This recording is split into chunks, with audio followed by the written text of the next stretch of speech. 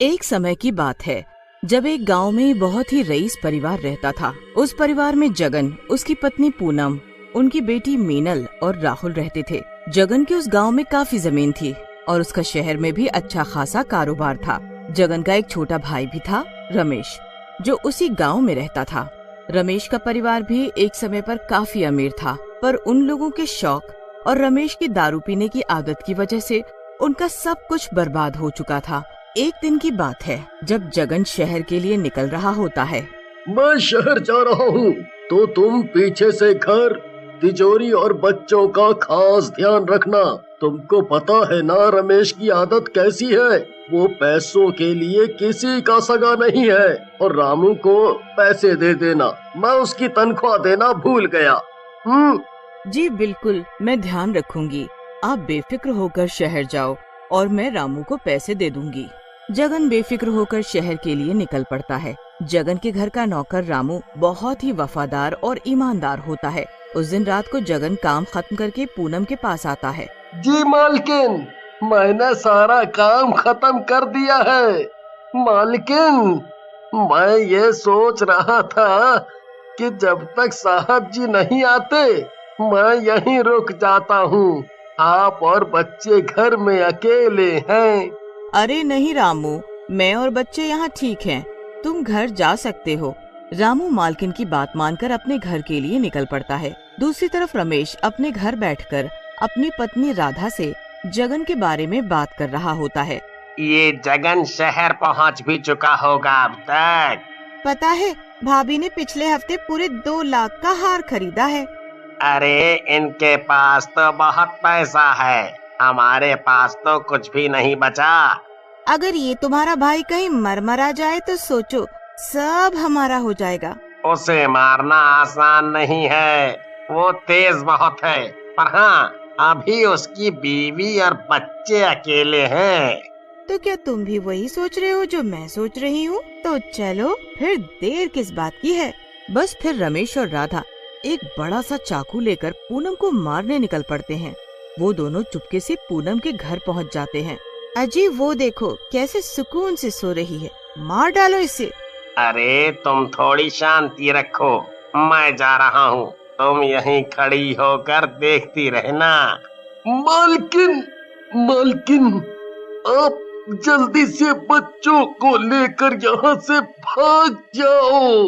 रामू ये क्या हो गया? भैया ये आपने क्या कर डाला? रामू को मार डाला? पूनम को समझ ही नहीं आता और वो बस बच्चों को लेकर वहाँ से जैसे तैसे भाग जाती है। रामू भी तड़प तड़प कर मर जाता है। पूनम अंधेरे में बच्चों के साथ पीछे के रास्ते से निकलकर खेतों में छुप जाती है। रमेश और राधा उसे सब जगह ढूंढते हैं, पर उनको वो कहीं नहीं मिलती। अरे भागने दो, अगर आई तो हम उसे जिंदा नहीं छोड़ेंगे। अब जल्दी चलो और सब कुछ लूट लेते हैं।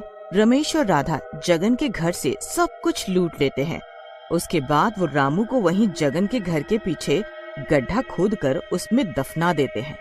रमेश और राधा एकदम अनजान बनकर अपनी जिंदगी मजे से जीने लगते हैं और दूसरी तरफ पूनम अपने बच्चों को लिए इधर उधर भटक रही होती है। माँ, बहुत भूख लग रही है, हम घर वापस कब जाएंगे? अब मैं तुमको कैसे बताऊं बच्चों कि अब हमारे पास कुछ भी नहीं रहा। पूरा दिन बच्चे और पूनम भूखे रहते हैं। अब रात होने लगती है और तेज तूफान शुरू हो जाता है। भगवान हमारी मदद करो, हम तो ऐसे मर जाएंगे, हमारी मदद करो भगवान। पूनम को तभी सामने रामू का घर दिखता है। रामू का घर? इससे अच्छी जगह हमारे लिए कोई हो ही नहीं सकती। चलो बच्चों। पूनम घर में जाकर सबसे पहले रसोई में जाती है तो उसे डब्बे में कुछ रोटी मिलती है और एक बर्तन में सब्जी। ये सब तो एकदम ताज़ा लग रहा है।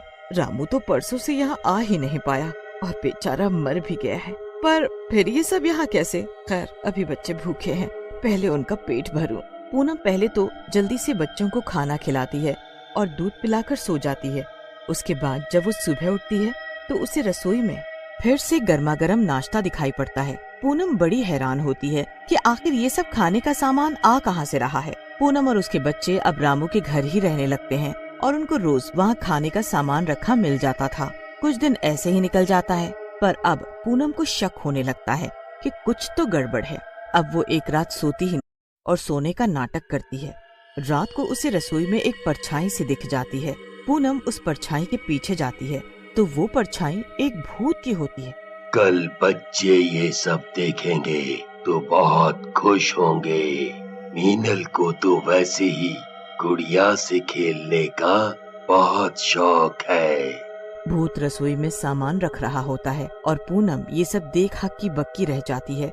उसे समझ ही नहीं आ रहा होता कि आखिर एक भूत उनके लिए रोज खाने का सामान लाकर रख रहा है और उस भूत को राहुल और मीनल के पसंद के बारे में भी पता है। पूनम तो घबराती हुई अपने बिस्तर पर आकर लेट जाती है। आखिर एक भूत ये सब कैसे और क्यों कर रहा है? मैं क्या करूं अब? मैं इस घर से चली जाऊं या यहीं रहूं? यहाँ एक भूत है, मैं यहाँ नहीं रह सकती, पर ये भूत तो हमारी मदद ही कर रहा है।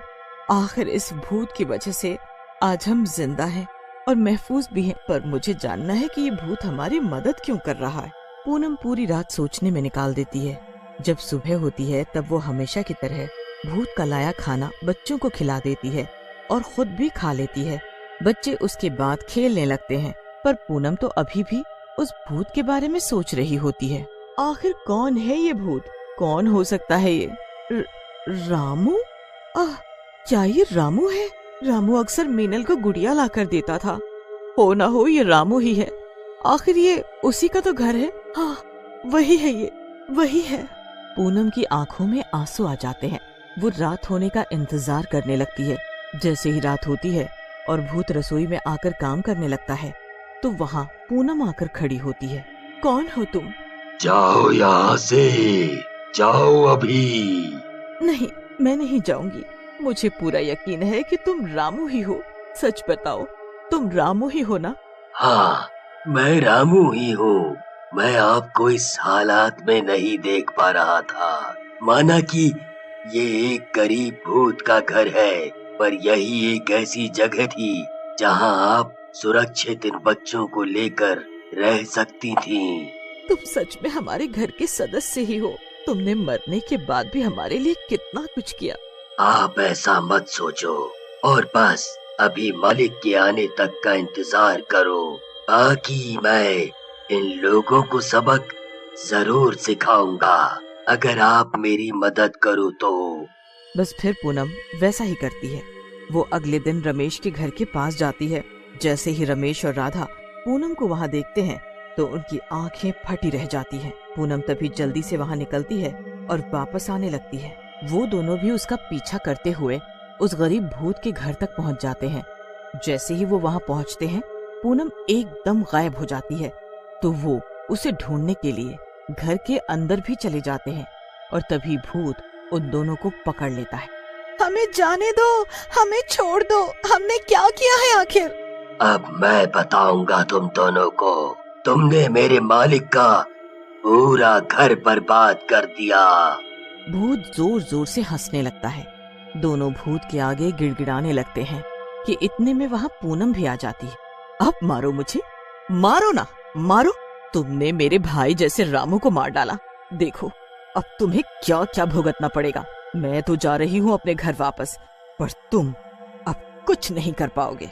इतना कहकर पूनम अपने बच्चों को लेकर घर से बाहर चली जाती है। रमेश और राधा पूनम को बहुत आवाज देते हैं, पर वो एक बार भी पीछे मुड़कर नहीं देखती।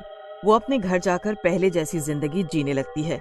उसके बाद जब उसका पति जगन वापस आता है तो वो अपनी पूरी कहानी जगन को बताती है।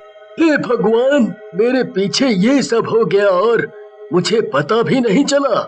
मेरा भाई जैसा रामू भी इस दुनिया में नहीं रहा, पर देखो उसने मरने के बाद भी तुम्हें अपने घर में रखा और इतना कुछ किया। रमेश और राधा को उनके किए की सजा भी दी। बस फिर सब कुछ पहले जैसा हो जाता है और सब खुशी खुशी रहने लगते हैं।